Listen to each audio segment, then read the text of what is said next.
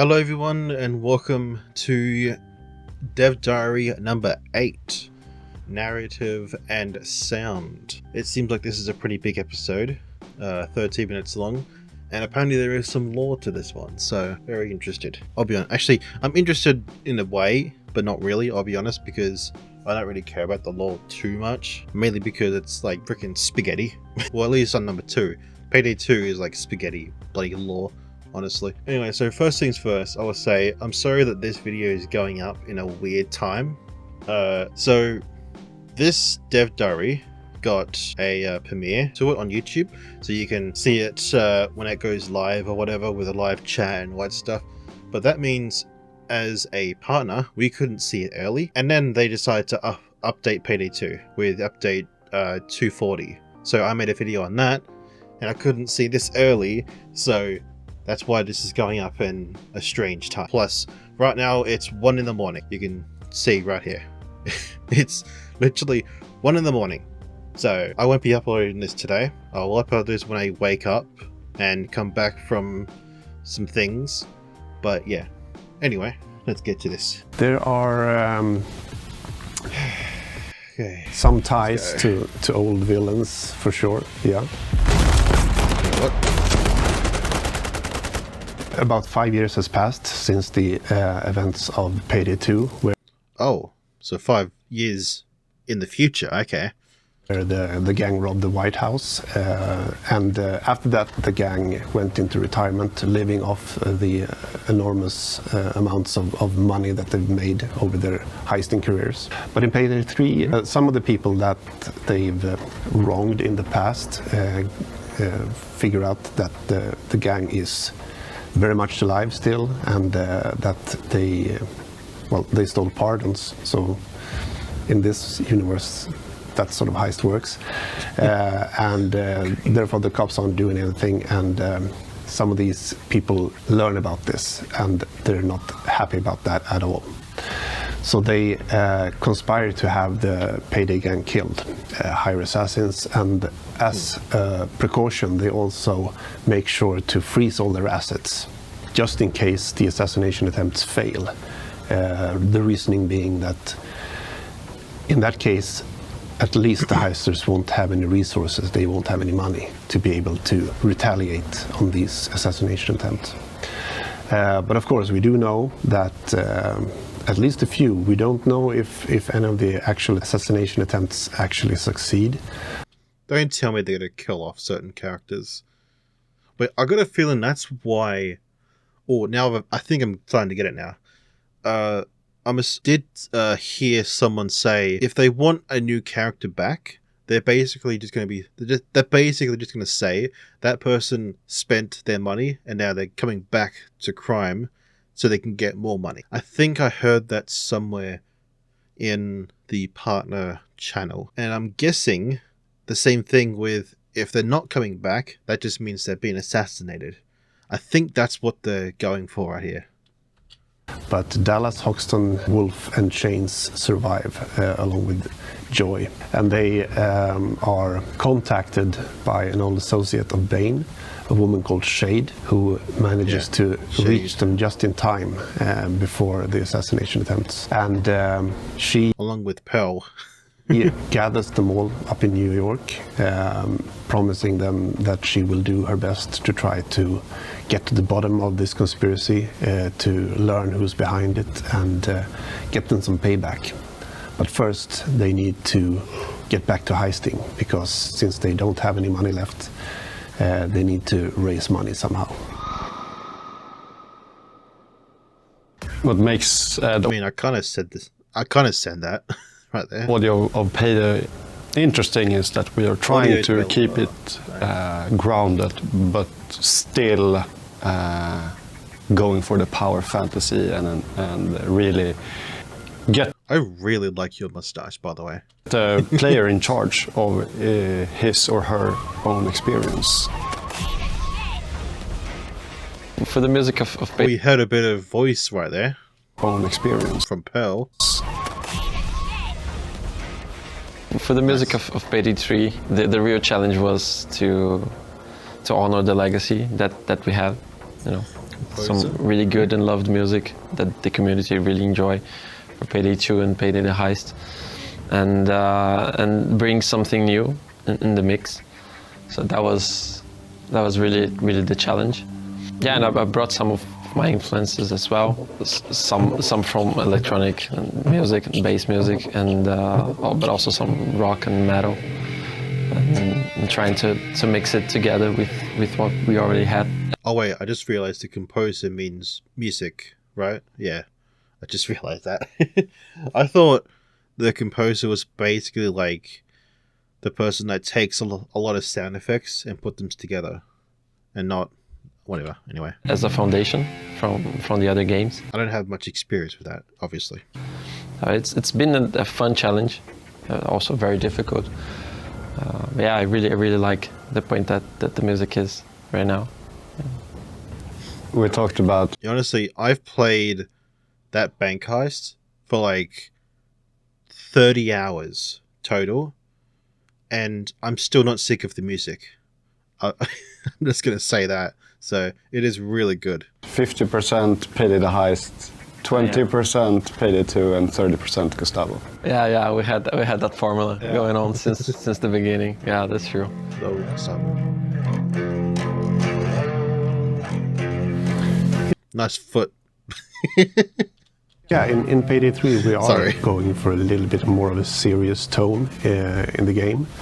It's still based very much about the Hollywood heist fantasy, you being a master criminal, but it still has the base sentiment of it being a game with a good vibe. It should be a good time, even though, I mean, the heisters are killing a lot of cops, but it's done in a way to make it feel lighthearted. It's more of the situational type of humor where it can be really serious, but a thing that happens makes it funny. What do you mean I sound nervous? You sound nervous. I'm not nervous at all. The way the music is... I really want to hear all the page lines again. It's set up in Payday 3 right now is that we have these different states that they correspond to what's happening in the game. So we have 5 different intensities of stealth. 5? Then, wait, 5 of stealth? So we have 5 different intensities of stealth. What? 5 different intensities of music, was it? In just stealth alone? And that moves into a control state, then anticipation, assault. It's kind of what we had in Payday 2 as well. And yeah, I guess that makes sense because there's now a search feature. So yeah. Music, also the new weapon right there. Changes accordingly to what's going on in the heist. So when there's a police assault, everything ramps up, and when they regroup, it slows down a bit. But I really like the look of this up here, by the way. You can't see my mouse, but the trade hostage for resources thing, and then the police regrouping, that looks so clean compared to the beta. You're still pumping the player, and you get into that loop. Usually, and then before over here it says police assault. That just looks so clean. I love that. Led by the heist that I'm working on, so I make each song for each heist.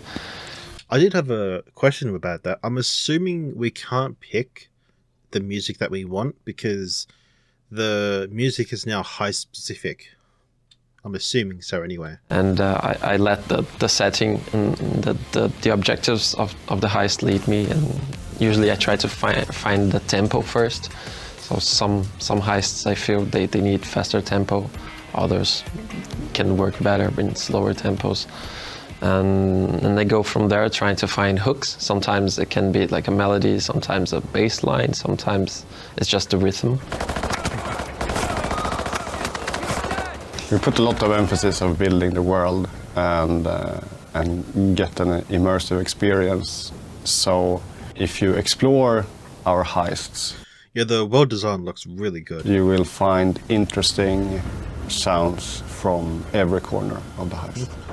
Yeah, I noticed when I was doing stealth on No Rest for the Wicked, if you stand next to the water dispenser that's in like the office or whatever, you can hear it bubble.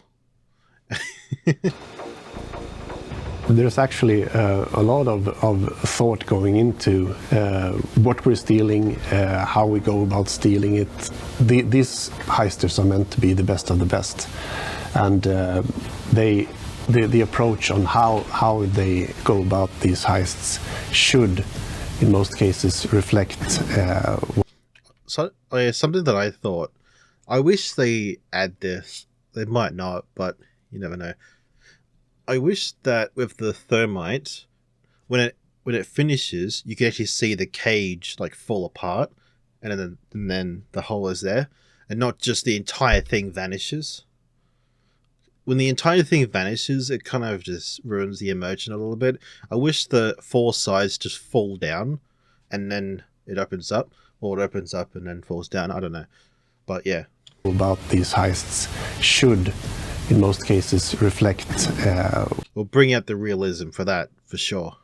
What actual master criminals would do, and also about why you're stealing certain things.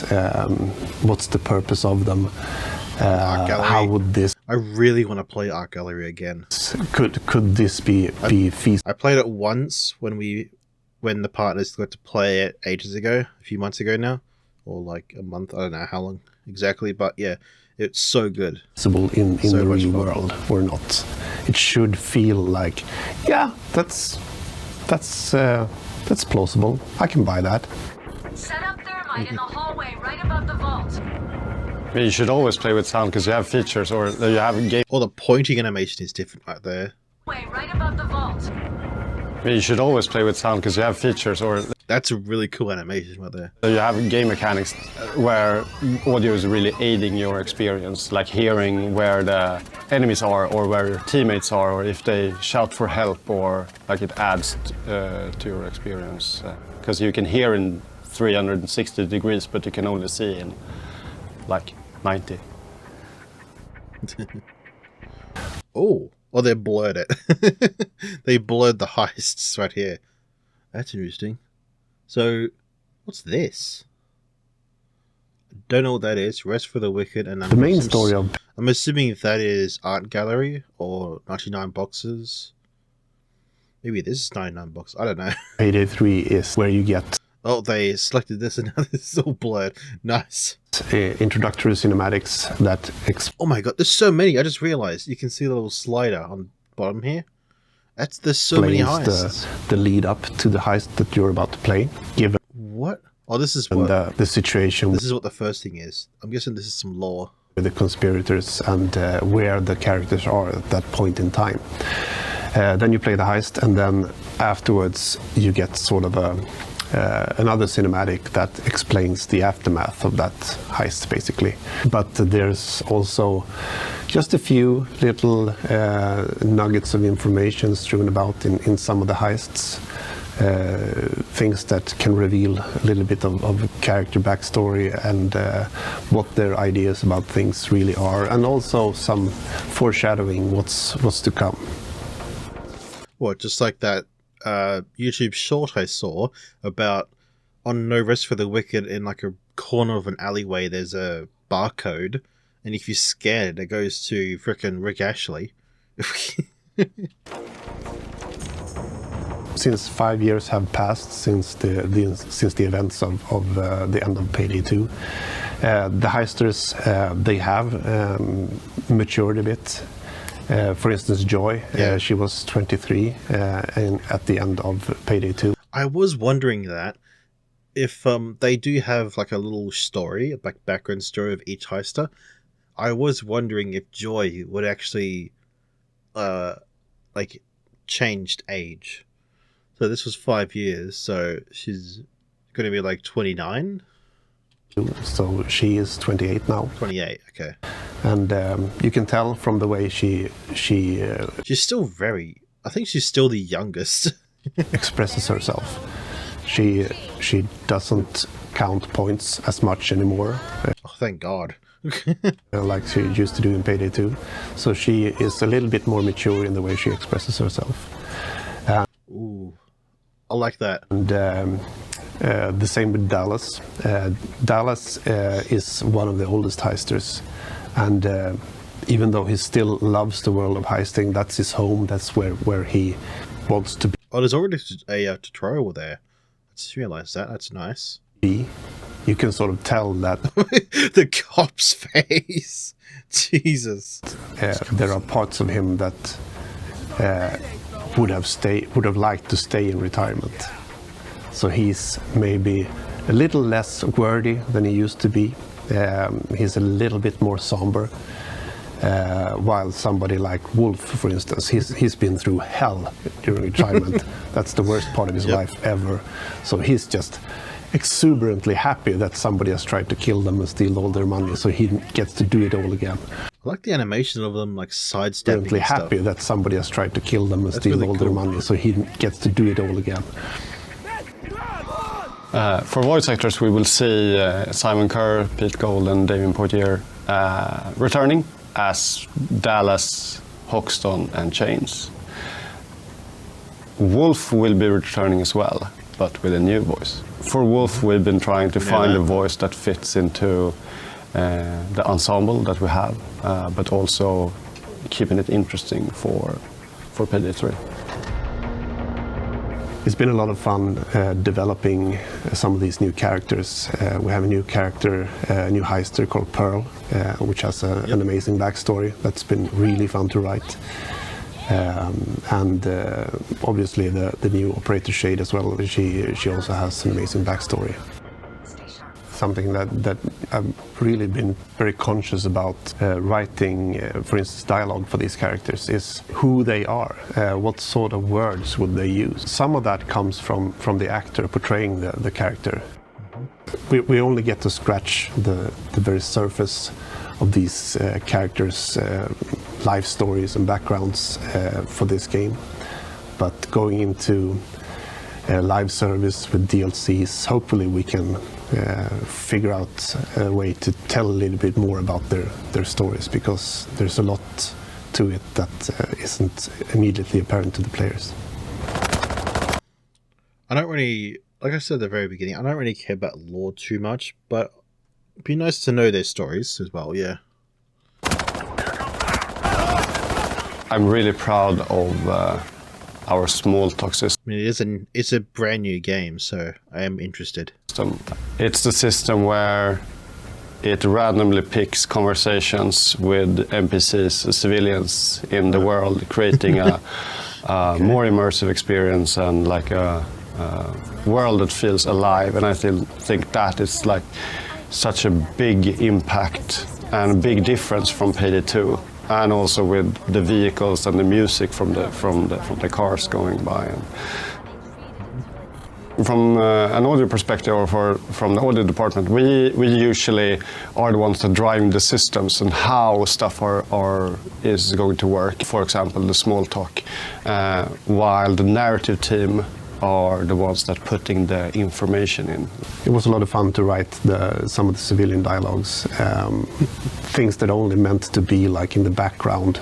I mean, this is the world that they're living in, and having a little bit of... There's been times where I just stopped and actually listened to the dialogue, and I guess that makes sense why the dialogue doesn't totally make sense, because there's like two people talking to each other, and it's like this person is on one topic and the other one's on another topic.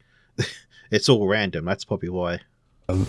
Dialogue and things like that in the background really gives you a sense that this is an actual living, breathing world. It's not everybody. That's a very nice looking burger. Who can come into work and write curse words in 30 different ways. So that's always fun. I really hope that you like the game and you will play it, and as Gustavo said, make friends and yeah, just have a good old time. Well, keep those helmets flying. I cannot wait for the game. I honestly... No comment. Yeah. Shit, I don't know. If you're playing a game with that audio, you are Have fun. Playing the game with no audio.